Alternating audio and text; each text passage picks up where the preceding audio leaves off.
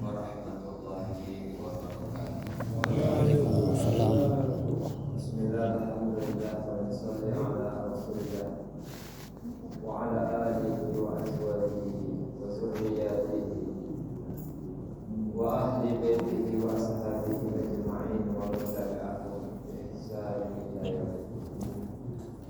Rabbi ishrah li sadri wa yassir li amri wa hlul 'uqdatam min lisani yafqahu qawli.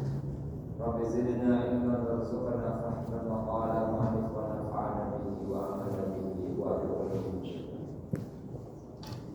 Baiklah dan Allah Isra wal Mi'raj. Isra itu berjalan, Mi'raj itu naik. Kalau Isra minal Masjidil Haram ila Masjidil Aqsa. Kalau Mi'raj ila Sidratil Muntaha, sampai Sidratul Muntaha, berjumpa dengan Allah Ta'ala untuk menerima perintah sholat yang jumlahnya tadinya 50, kemudian diisi menjadi 5. Kalau seorang beli 5 dapat 50, itu kan hadiah namanya. Beli 1 dapat 2 aja hadiah, Pak. Ramai orang yang beli. Nah, umatnya baginda Nabi ini dapat hadiah yang banyak. Melakukannya 5, tapi seolah-olah melakukan 50 waktu. Tapi itu juga masih banyak yang tidak melaksanakan. Ada yang melaksanakan tapi tidak sesuai dengan tuntunan. Gak paham tata caranya sholat itu yang bagaimana yang benar. Padahal itu sholat itu munajatun birroh. Sholat itu munajat kepada Allah Ta'ala.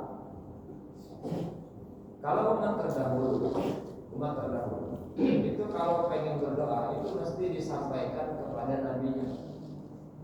Gak bisa dia doa langsung, gak bisa. Sekarang agama itu ada di sebelah. Jadi kalau dia mau pengampunan dosa, kan dia mesti ada milik profesional ngampun, dan itu banyak.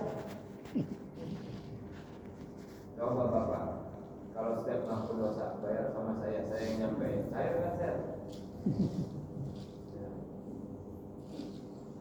Ini kita diberikan hadiah sholat, kemudian dengan perantaraan sholat Bapak bisa munajat, bisa minta ampun kepada Allah Subhanahu wa Ta'ala. Kapan ya? Kapan? Suka-suka. Kalau yang sebelah itu Pak, waduh, itu waktunya tertentu. Ini kok bisa langsung Pak? Mi'raj itu berarti langsung Pak, naik. Sholat itu naik. Maka kata Nabi as-salatu imaduddin, sholat itu tiang agama. Wa fiha asyratu khisal, dan di dalam sholat itu ada 10 perkara. Yang pertama zainul wajhi, penghias wajah, pengganteng wajah, itu sholat. Ya, kita walaupun sudah tua tetap ganteng ya, minimalnya mantan ganteng. Kalau ibu tetap cantik, minimalnya mantan cantik. Tetap ganteng. Ada penghias wajahnya kalau sholat. Wa nurul qalbi, cahaya hati. Sejauh mana hatinya pengen bersinar, maka disitulah dia senantiasa sholat, memperhatikan sholat. Saya berpikir kalau dulu 50 diterima, hitungan saya tiap 2 menit kita sholat. Tiap 2 menit sholat. Allah. Pasti kata orang-orang zaman sekarang, gimana kita makan tadi? Pikirannya itu makan, kerja, wah, repot. Kalau seandainya diterima nih Pak ya, seandainya diterima di 50 waktu ya Pak, itu makanan bisa turun dari langit tuh Pak. Kalau 50 waktu, pernah dengar kisah Bani Israil yang makan mana wasalwa, yang itu ada di dalam Al-Quran? Mana wasalwa. Mana itu kayak burung daging, burung yang sudah matang Pak, bukan terus burung terbang di sebelah dimasak, bukan. turun dari langit udah matang. Nah salwa itu maju. Pak, dagingnya buruk, minumannya maju. Kayak mana nggak kuat-kuat orang dulu. Habis itu lahirnya anaknya pakai baju, Pak. Lahir dari rahim pakai baju. Nanti bajunya itu akan pelar sesuai dengan usia si anak. Kamu silakan ya. Ya ada Quran. Jadi kuasanya Allah ini jangan usah diakal-akal. Penciptaan kita aja nggak masuk akal. Mantan air sekarang jadi segede gini. Itu penciptaan kita aja nggak masuk akal. Makanya Pak, perintah Allah jangan diakal-akal karena akalmu sampai mana? Tinggal laksanakan saja. Jadi ketika diperintahkan untuk sholat 5 waktu, jangan sampai kurang, sempurnakan syarat dan rukun. Warahatul badan. Sholat ini istirahatnya badan. Dipisah sholat satu dengan sholat yang lain, karena di tengah-tengahnya ada kesibukan. Maka ketika di antara kesibukan itu kita bikin dosa, lalu kita sholat, maka satu sholat di antara sholat yang lain, nah jedanya sholatnya itu akan menjadi kafarah bagi dosa yang dibuat di antaranya. Tapi bukan dosa-dosa gede, dosa kecil. Dosa kecil. Kalau dosa gede nggak bisa kecuali dengan taubat.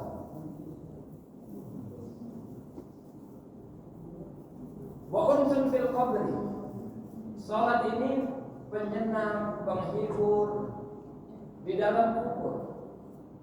Oke lah di dunia punya banyak harta kan, gedungnya gede-gede, rumahnya mewah.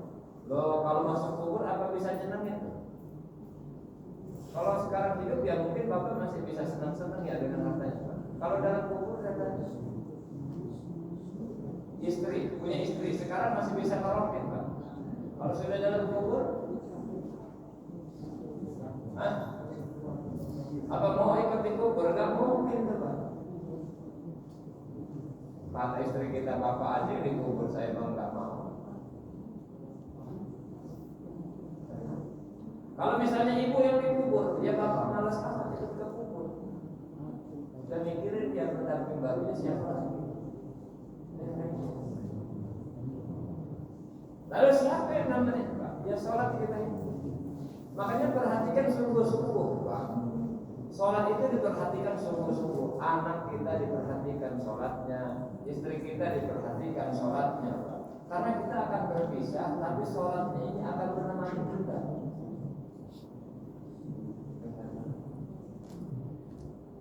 Yang mana pelajaran sholat ini sekarang jarang ada di pendidikan, jarang diperhatikan. Pelajarannya ada tapi nggak diperhatikan. Bener nggak sholat? Di rumah pun sama. Orang-orang tua secara umum tidak memperhatikan sholat anak-anak. Cuma nyuruh saja, tapi nggak dicek. Diperhatikan tuh nggak dicek. Namanya sesuai SOP apa enggak? Sholatnya itu. Kalau cuma nyuruh-nyuruh, kalau nggak sesuai SOP itu nggak bagus. Yang berikutnya waman zirur rahmat, tempat turunnya rahmat. Sholat itu tempat turunnya rahmat. Wa miftahus sama, pintunya langit. Sholat kebuka, dengan sholatnya akan terbuka. Makanya Nabi itu menjadikan sholat itu sebagai qurratu ain, penyejuk mata. Sampai-sampai kalau Nabi sholat, kakinya bengkak itu nggak kerasa ya. Kalau kita gimana? Sholatnya apa? Jangankan kakinya bengkak, Pak. Nyamuk nempel aja ketahuan. Tetangga sebelahnya tahu tuh Pak, bikin salah dia tahu. Lihat samping. Masih sempat memperhatikan. Nabi sholat kakinya bengkak, maka nggak kerasa. Ada sahabat dalam 2 rakaat sholat, beliau bisa menghatamkan Al-Quran dalam 2 rakaat sholat.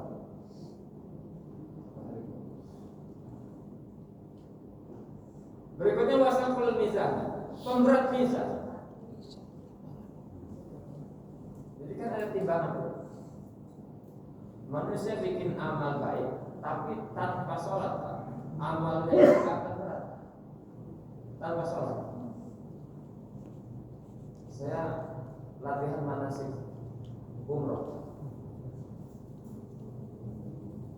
Setelah saya terangkan sholat jamaah kosong. Ya Allah Ustaz, berarti kami ini salah semua berarti dulu berangkat. Saya sudah berkali-kali bilang berangkat umroh, tapi ternyata sholat jamaah kosong saya salah gitu. Hari ini, ketika seorang ingin menjamak dan mengkosong, tapi dia nggak tahu ilmunya, Pak, berarti dia telah meninggalkan sholat. Bayangkan, sudah berkali-kali umroh tak paham dengan sholat jamaah kosong tata caranya. Ini hari ini ngaku, alhamdulillahnya dan kita buka, pengen belajar. Kalau orang nggak sholat, sholatnya nggak beres, maka timbangannya akan enak, nggak akan nyentuh. Maka sholat itu diperhatikan. Awwalu ma yuhasabu bihil abdu yaumil qiyamah as-shalah. Yang pertama akan dihisab pada hari kiamat sholat.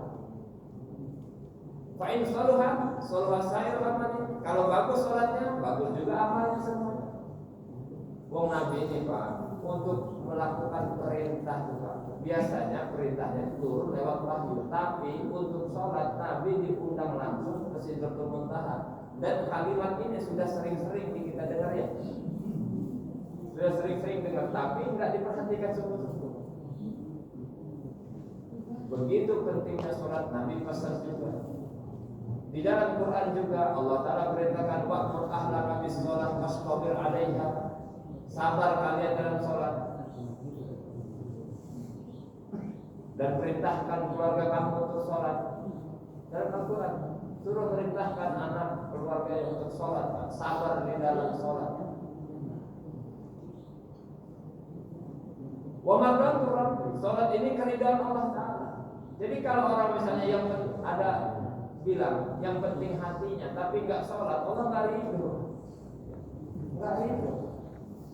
Kalau ada orang yang bilang yang penting kan hatinya, nggak sholat nggak apa-apa, Allah nggak ridho. Sama Pak, kalau kamu punya pikiran yang penting kan anak saya punya pekerjaan tapi nggak ngerti sholat, Allah tetap nggak ridho. Jadi jangan sampai sholat ini mengalahkan segala sesuatu. Dan jangan sampai keduniaan sehingga tidak memahamkan seseorang dengan sholat. Jadi jangan sampai Baharikumullah kita ini punya pangkat dan jabatan tapi tak paham dengan perintah sholat tuh, yang mana Nabi diundang ke Sidratul Muntaha untuk menerima perintah itu karena pentingnya perintah itu.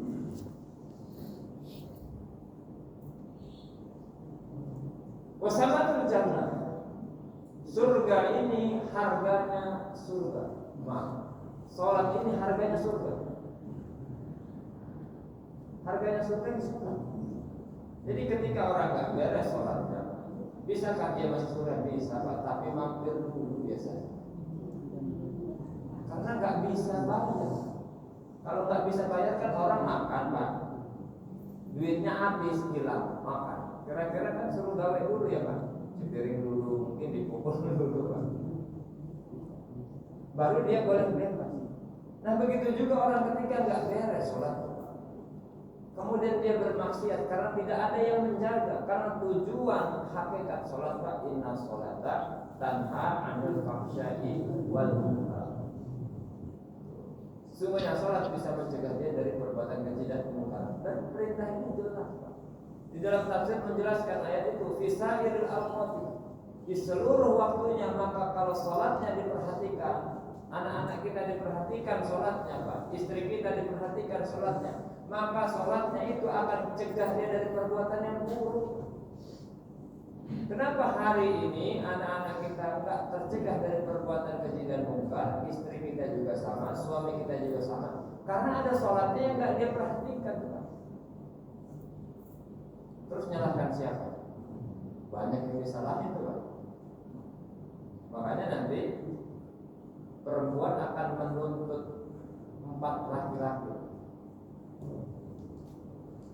Yang pertama orang tuanya, yang kedua suaminya, yang ketiga anaknya, yang keempat kakaknya dan adiknya yang belakang. Perempuan bahari. Wa hijabun minan nar, salat itu penghalang dari neraka. Penghalang dari neraka. Kalau orang nggak sholat, nggak lagi sholat, bagaimana dia bisa terhalang dari neraka? Oke lah Pak, seandainya kita senang anak kita kerja, dapat duit banyak, tapi tiba-tiba kalau besok dibakar, apa kira kita senang? Besok dibakar, nggak ada yang senang. Maka dengan sholat inilah hari Allah Taala akan cegah kita masuk dalam api neraka. Nah, sebelum Nabi menerima perintah sholat, itu ada kejadian-kejadian yang mana Nabi lihat Pak kejadiannya itu sebelum menerima perintah sholat. Nama kitabnya Hasyiah Ad-Dardir, saya bawa. Ketika Nabi Mi'raj, "Uttuli'tu lailatal Mi'raj," kata Nabi, aku ditampakkan, diperlihatkan pada malam Mi'raj, ala nari, di atas neraka, aksaru ahliha, kebanyakan penghuni neraka al-fuqara, orang-orang fakir. Maka sahabat nanya, qalu ya Rasulullah, wahai Rasulullah, minal ma, fakir dari harta, kata Nabi, bukan dari harta. Lalu bal minal ilmu, dari apa fakirnya? Dari ilmu. Orang kan ada fakir harta, ada fakir ilmu. Nah kebanyakan ahli neraka sebabnya fakir ilmu. Ada nggak orang kaya fakir ilmu? Banyak kan. Pejabat fakir ilmu banyak juga kan. Jadi bukan karena hartanya yang memasukkan dia, tapi karena tak paham ilmunya di dalam hartanya. Bukan karena miskinnya dia masuk neraka, tidak, tapi karena tak paham ilmunya itu.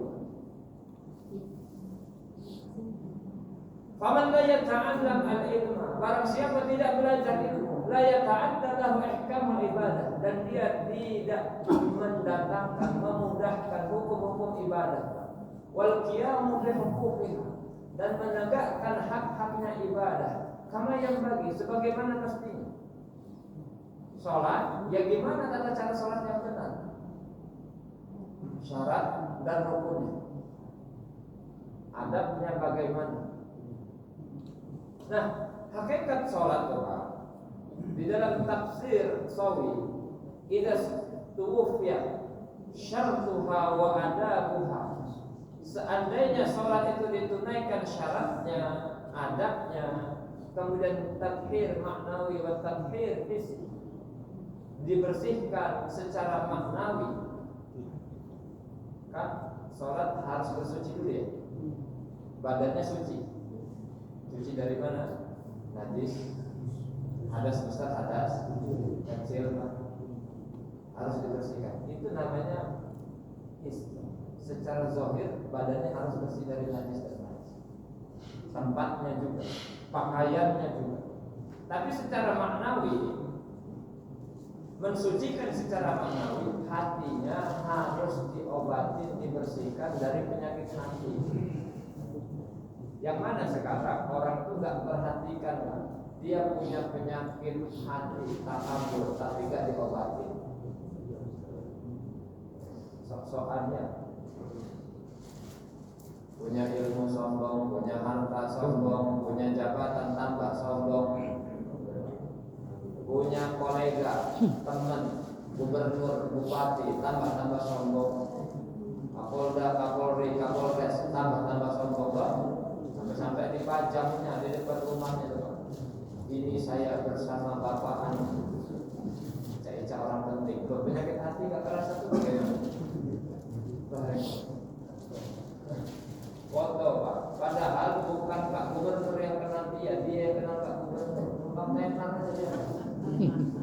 Gak sadar dia juga punya penyakit hati.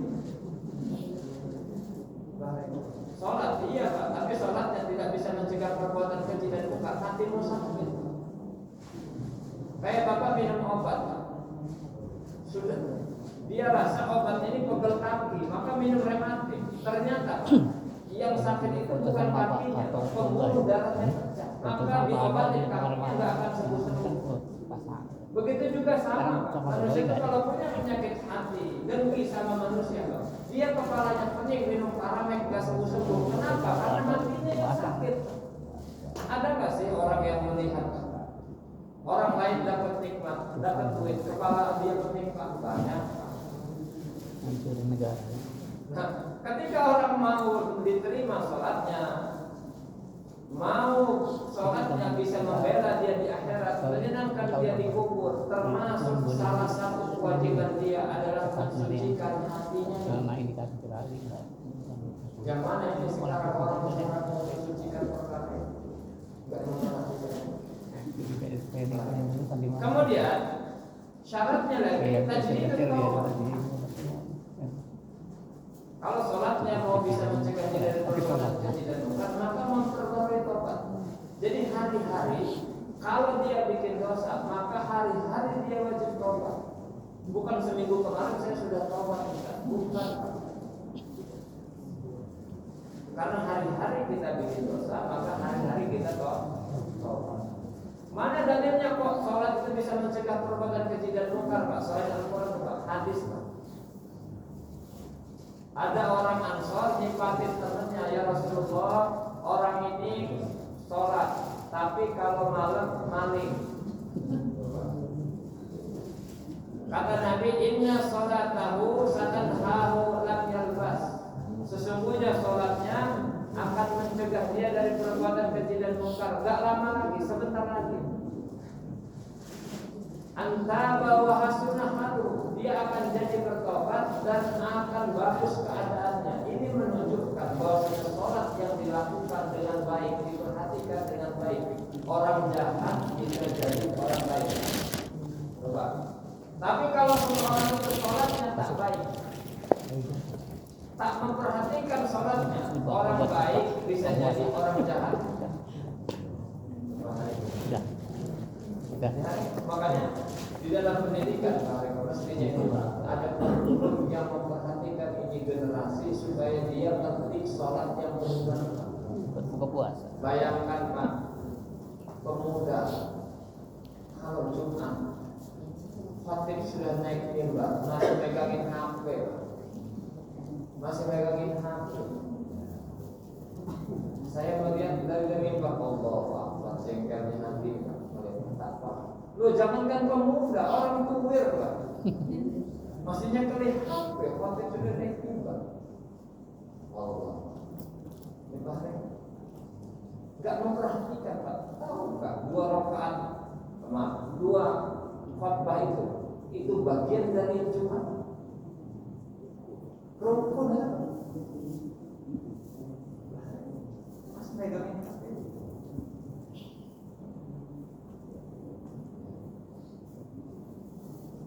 Lalu kata Nabi, walau anna rajulan abadallahu subhanahu ibadah. Seandainya seseorang dia beribadah kepada Allah Subhanahu wa taala dengan ibadahnya malaikat samawat, dengan ibadahnya malaikat langit. Malaikat itu dia ada yang ruku, diperintahkan ruku, maka malaikat itu akan ruku sampai hari kiamat. Ada malaikat yang diperintahkan sujud, maka dia akan sujud sampai hari kiamat. Dan kita ini Pak, ini ada gabungan seluruh perintah Allah kepada malaikat. Kalau kita kan sujud, ruku ya, enggak ruku terus. Dan kita ini Pak, penyempurna sholatnya ini dari umat-umat terdahulu. Kalau umatnya Nabi Musa cuma 2 waktu sholatnya, pagi sama sore, udah itu aja. Kalau Bapak tiap hari ketemu presiden, kira-kira Bapak orang seperti enggak? Oh, GR tuh Pak. Saya 5 kali tiap hari ketemu presiden, kamu 2 kali. Berarti kan pentingan saya dari kamu, toh? Bahkan ditambah-tambah dengan sholat sunnah, ada duha, ada mutlak, bisa tiap hari. Bapak GR bener Pak. Kalau kita dekat tiap hari nempel dengan Pak Gubernur, Bapak GR bener tuh Pak. Saya orang pentingnya Gubernur. Nabi Musa cuma 2 kali dapat perintah sholat. Makanya kata Nabi Musa ketika nanya kepada Rasulullah, ya Muhammad, wahai Muhammad, apa yang diperintahkan Allah Ta'ala buat kamu dan umat kamu? Saya diperintahkan untuk melaksanakan sholat 50 waktu. Kata Nabi Musa, turun kata. Kamu itu naik lagi, minta turun. Kenapa? Umat saya badannya lebih kuat, dikasih perintah 2 waktu, 2 waktu. Itu nggak melaksanakan. Umat kamu lemah-lemah, badannya kecil-kecil, Pak. Mungil-mungil, ngengkel pula. Turun minta turun ya, Pak. Sampai 5. Setiap naik diturunin 5. Setiap naik turunin 5. Pas terakhir 5 katanya Musa minta lagi. Kata Rasulullah, malu dia minta terus. Nah hari kemudian, maka kata Allah Ta'ala 5 ini dikali 10, Pak. Kan orang kan kalau satu amal kan dikali 10 ya, Pak. Maka 5 ini seolah-olah melaksanakan 5.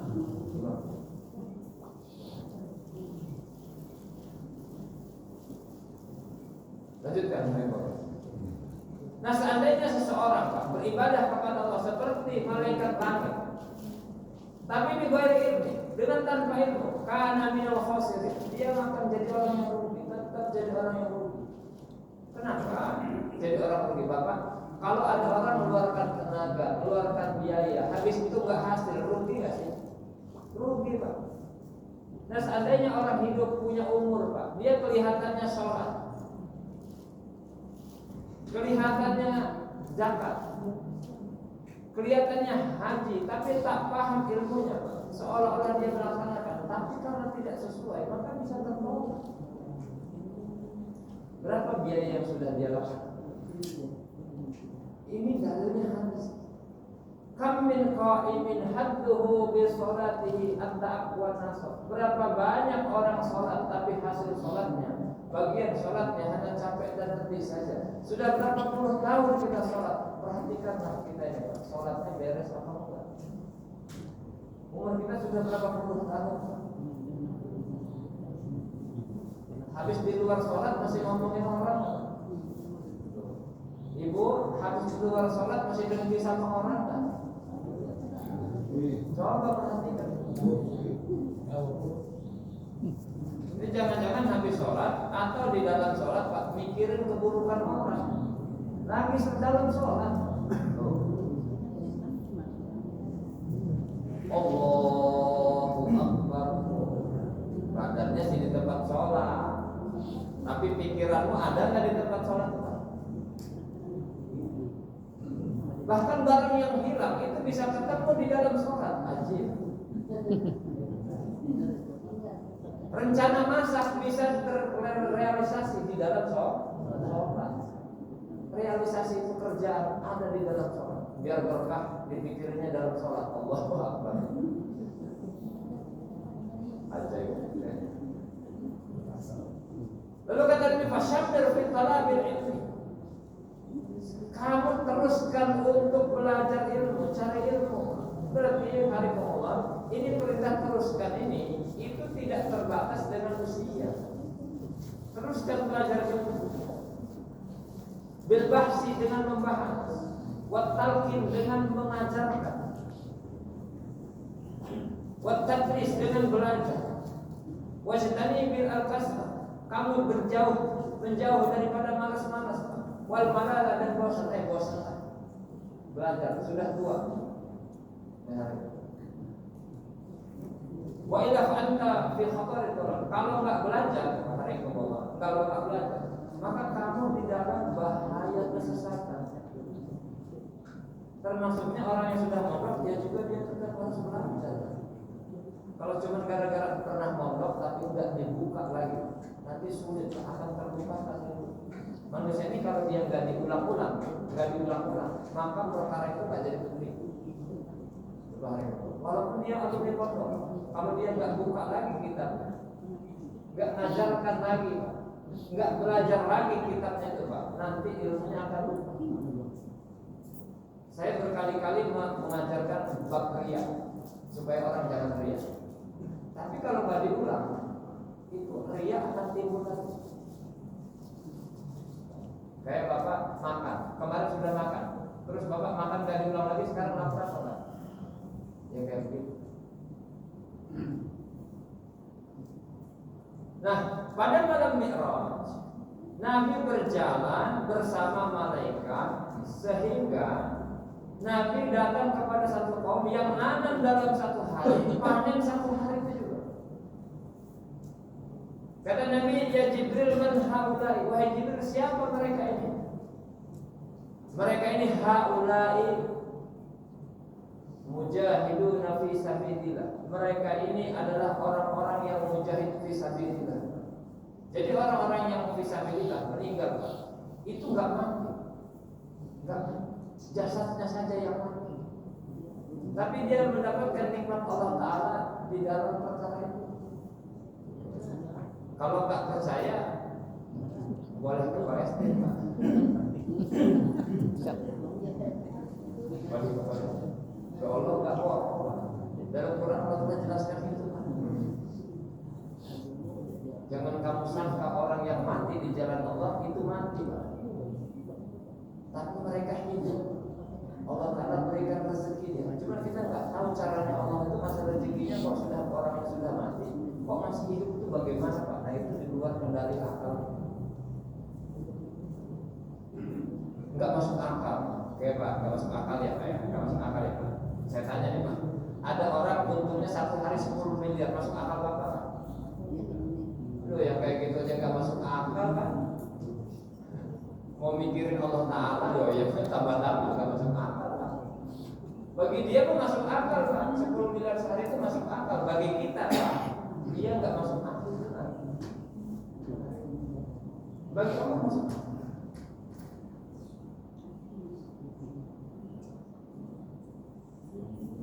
Lalu Nabi dapat lewat, kok ada wangi yang wanginya banget. Ya Jibril, ma hadhir raih, wahai Jibril, wangi ini apa? Kata Jibril, ini wanginya Masyidah binti Fir'aun dan anak-anaknya beserta suami. Jadi cerita Masyidah itu gini. Kan Masyidah itu nyisirin anaknya Fir'aun. Kata Masyidah, terus sisirnya ini jatuh, ngambilnya Bismillah gitu. Bismillahirrahmanirrahim. Kata Masyidah, ta'isa Fir'aun, celaka Fir'aun depan anaknya.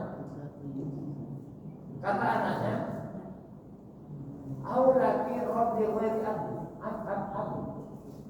Apakah ada Tuhan selain bapak saya? Ada.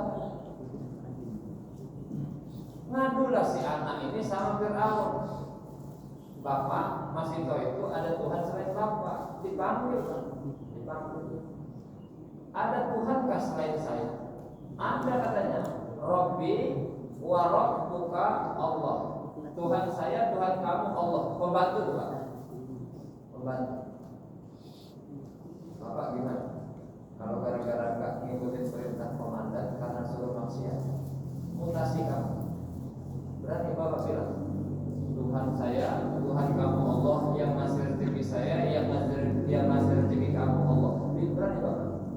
Nggak berani Bapak? Ini mau dibunuh, Pak. Mau dibunuh. Rabbi wa rabbuka Allah. Tuhan saya, Tuhan kamu. Oh, ngamuk Fir'aun. Dipanggil suaminya, anaknya yang dua, yang satu masih nyusui sama masih tua, yang satu masih kecil. Dirayu semuanya supaya kembali nyembah Fir'aun. Masih tua. Kata Fir'aun, sediakan periuk besar, taruh di situ minyak. Kamu akan lihat suami dan anak-anak kamu mati duluan, kamu lihat lagi. Dapat. Pertama suaminya nyemplung. Mati Pak, bola. Saya nggak tahu Pak. Zaman dulu zaman Nabi Musa itu orangnya gede-gede. Periuknya segede apa? Oh. Nyemplung satu-satu. Nyemplung satu. Nah. Yang kedua anaknya yang masih kecil. dicemplungin. Mas itu melihat. Ibu kalau melihat kayak gitu masih kuat? Enggak kuat. Yang terakhir Pak, Mas itu ragu-ragu pengen nyemplungin anaknya karena masih kata anaknya, ya ummah, wahai mama, anti bilhaq, kamu di jalan yang benar. Ki, lemparkan saya wahai ummah, lemparkan saya. Ini bayi bisa ngomong, langsung tiba-tiba bisa ngomong. Bayi jamet, bayi yang taat kepada Allah Ta'ala, sampai Allah Ta'ala izinkan dia bisa ngomong. Nah, ada 4 bayi yang bisa ngomong. Yang pertama anaknya masih kecil, yang kedua Nabi Isa, yang ketiga saksinya bayi yang bersaksi untuk Nabi Yusuf, yang keempat bayi yang bersaksi untuk Juraij. Juraij ini dia ahli ibadah, tapi ketika sholat mamanya manggil, maka dia akan manggil. Kenapa? Ya Allah, sholat saya. Sebenarnya dia mau menerima panggilan, tapi lagi sholat. Kedua kali mamanya manggil, si Juraij masih sholat juga. Dalam hati dia, ya Allah, saya lagi sholat. 3 kali tetap gak manggil. Kata mamanya, jengkel kan? Mudah-mudahan Juraij ini sebelum mati melihat orang yang berzina. Makanya ibu-ibu, bapak ini jangan sampai ngomong sembarangan sama anaknya. Mendingan dipukul Pak, daripada sumpah serapah jelek. Anak tuh mending dipukul daripada kita sumpah serapah yang jelek. Itu nanti terjadi. Nah, terjadi itu Pak. Juraij difitnah karena ada orang pelacur datang ke tempat ibadahnya Juraij. Dulu itu tempat ibadah khusus Pak, sendiri-sendiri. Datang Pak. Si Juraij diajak berzina, Juraij gak mau. Dan kami ini pelacur, dia datangin pengamat, berzina dengan pengamat. Difitnah Juraij setelah hamil, juga difitnah, saya hamil dari Juraij. Anaknya keluar. Maka kata Juraij, wahai bayi, siapa bapak kamu? Bilang gitu ke Juraij. Maka bayinya bisa ngomong. Ada 4 said yang bisa ngomong.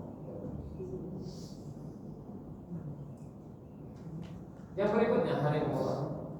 Kemudian Nabi datang kepada satu kaum, yang mana kaum itu Pak dipecahkan kepalanya, dilempar. Lempar, pecah, balik lagi begitu. Enggak berhenti. Maka kata Nabi, ya Jibril, man haulai, wahai Jibril, siapa mereka itu?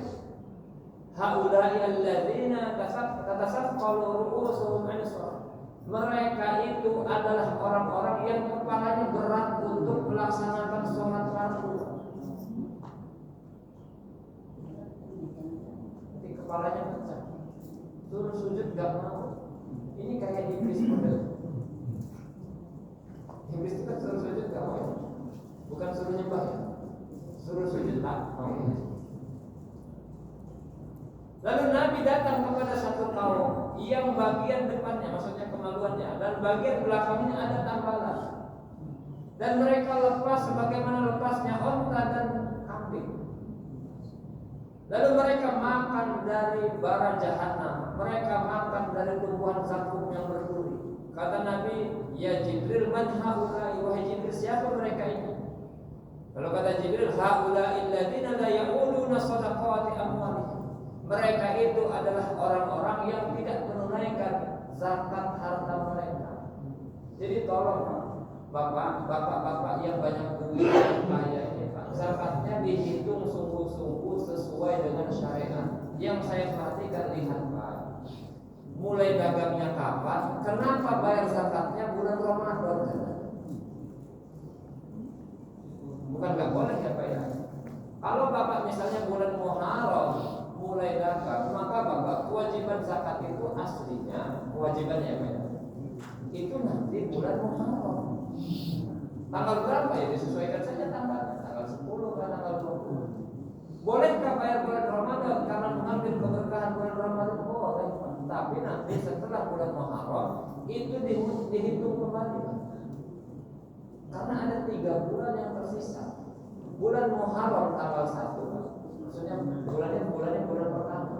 Kalau Ramadan bulan ke-9, 9 ke 1 itu ada 2 sampai 3 bulan yang masih diusahakan Pak perdagangan. Dan jangan menggunakan kalender Masehi Januari, Februari, Pak. Nggak boleh begitu. Ini catat juga. Ini hati-hati ya, Pak. Orang yang nanti Pak nggak bayar zakat atau bersalah membayar zakat, hartanya nanti akan dipanaskan, lalu akan digosok di dunia di akhirat.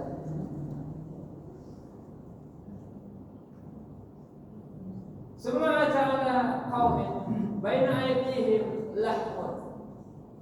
Kemudian Nabi datang kepada satu kaum yang mana di hadapannya ini ada daging yang dimasak enak Pak dalam periuk. Dan di sebelahnya lagi ada daging yang masih mentah bau busuk. Malah dia datangin daging yang busuk itu, makan daging yang busuk. Kata Nabi nanya kepada malaikat Jibril, ya Jibril, man haula? Wahai Jibril, siapa mereka ini? Mereka ini adalah laki-laki dan perempuan dari umatmu yang dia ini punya pasangan yang halal, maka malah datangin pasangan yang haram. Haram ya, maksudnya belum menikah. Zina sampai subuh lagi tidur.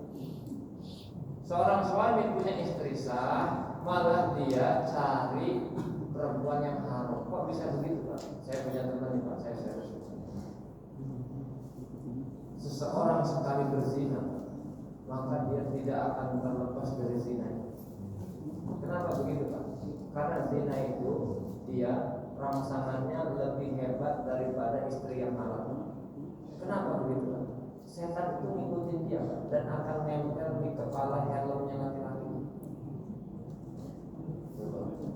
Dia cerita sendiri, sulitnya saya keluar dari zina, tapi apa sekarang sudah beres. Jadi jangan dicoba-coba di sini. Kalau sekali coba Bapak akan jadi 2, 3, 4 terus begitu. Karena katanya lebih enak. Ini saya cerita ya Bu ya, bukan terus nyuruh ya.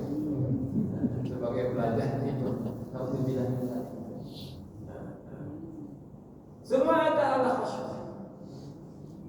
Kemudian beliau Nabi datang bahwa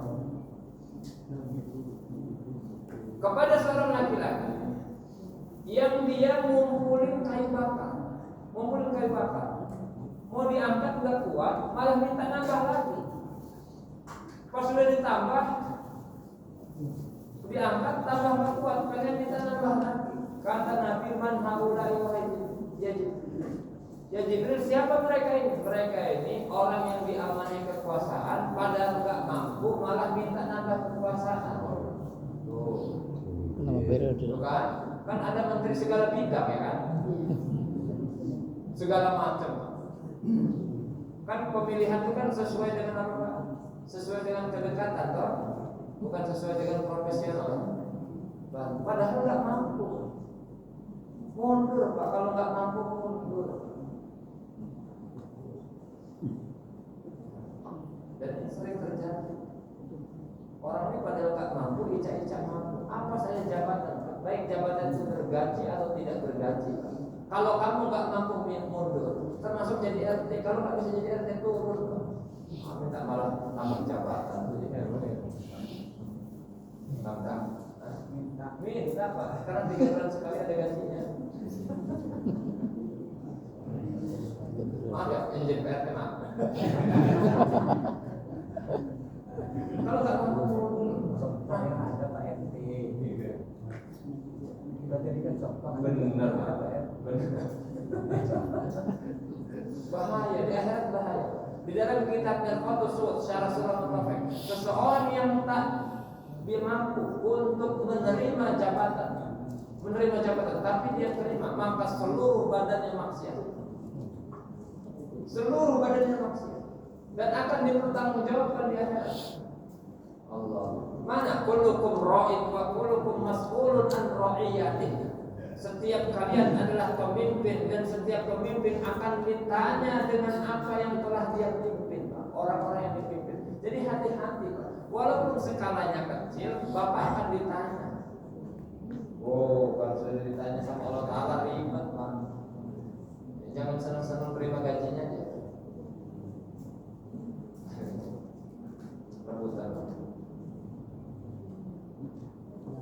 Kemudian Nabi jalan kepada satu kaum yang mana kukunya ini Pak terbuat dari tembaga. Setelah dari tembaga ini tajam-tajam, ini nyakar wajahnya, nyakar dada.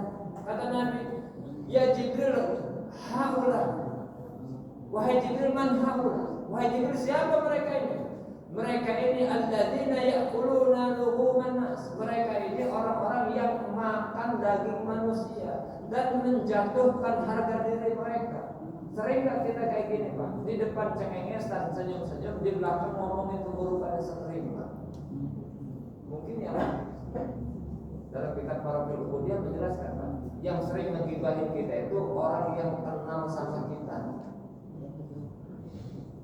Kenal kita. Jadi jangan bilang Bapak gak pernah dibenci bersama saya. Hati-hati ya Pak. Sama kenal-kenalan saya. Bapak digibahin sering.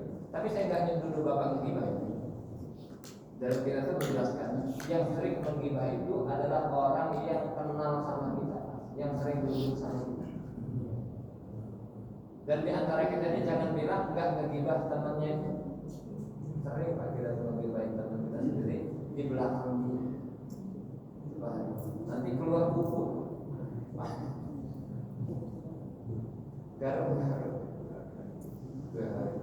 Garuk-garuk sampai netes. Nah kemudian Nabi lewat jalan, dipanggil, ya Muhammad dari sebelah kanan. Ya Muhammad, unzurni, lihat saya. As'aluka, saya minta sama kamu. Maka Nabi gak jawab. Kata Nabi, mahadha ya Jibril, ini apa Jibril? Ini orang yang manggil kamu dari sebelah kanan, ini ada da'inya orang Yahudi. Kalau kamu jawab panggilan itu, maka umat kamu rata-rata jadi Yahudi. Ini alhamdulillah Pak, Nabi kita nggak jawab. Kita cuma kaya-kaya Yahudi gitu. Tapi nggak masuk Yahudi, kaya-kaya orang Yahudi. Bahkan hampir. Bukan agamanya, kelakuan jahat. Tahu nggak sih Yahudi itu Pak? Ini kata Pak, segala kejadian yang merusak alam sumbernya satu, orang Yahudi yang merusak. Jadi kalau orang Pak,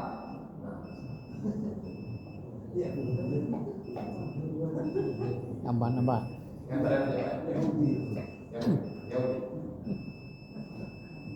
Yahudi ini Pak, dia melihat keesaan Allah Ta'ala langsung Pak. Yang tadi saya cerita Pak, itu melihat Allah Ta'ala menurunkan makanan dari langit, melihat bayinya keluar pakai baju, dia melihat onta keluar dari batu, dia melihat Nabi Musa kebelah laut, dia lihat. Melihat dia perkuasaan Allah Yahudi. Langsung kehebatan Allah dia lihat. Melihat Fir'aun digulung dengan tentaranya, dia melihat ke orang Yahudi. Tapi nggak mau iman kepada Nabi Muhammad. Padahal dia tahu sama Nabi Muhammad itu benar Nabi. Gengsi dia Pak. Nabinya bukan dari bangsa saya kok, katanya begitu. Bahkan Pak, nabinya itu 7.000 atau 70.000 itu dibunuh sama mereka. Nabinya.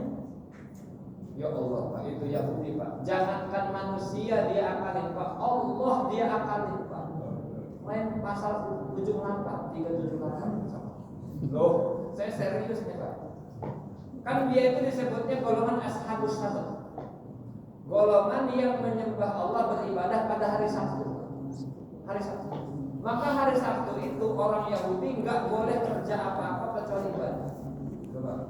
Maka pada hari Sabtu itu laut dibikin ujian buat orang Yahudi, ikannya tambah banyak. Mikir kan pinter orang Yahudi, pinter orang Yahudi. Ya udah, kami nggak ngambil hari Sabtu, tapi dia bikin kolam persiapan nanti hari Minggu. Bikin kolam, air lautnya meluap, ikannya masuk ke kolam, dikeduk pantai saja. Diambil hari Minggunya. Nah, karena diperintahkan supaya jangan kerja hari Sabtu malah ngenduk itu Pak, supaya nanti hari Minggu bisa diambil hasilnya. Allah Ta'ala kutuk mereka itu jadi monyet, jadi jadi babi. Nah kemungkinan Pak tindakan Tropus erectus itu Pak, kemungkinan Yahudi yang ditutup. Itu orang-orang yang ditutup. Tapi alhamdulillah umatnya baginda Nabi enggak ditutup seperti itu. Itu umat terdahulu. Mudah-mudahan hikmah Isra wal Mi'raj menjadikan kita ini orang yang senantiasa menerima perintah Allah dan menerima seluruh larangan-larangan Allah dan tidak melaksanakan larangan. Semoga Allah Ta'ala jadikan kita umatnya Nabi dan dihapus oleh umatnya. Assalamualaikum warahmatullahi wabarakatuh. Kita akan buka tanya jawab ya. Baik, Bapak Ibu sekalian, ini saya ada usulan. Usulan itu lahir dari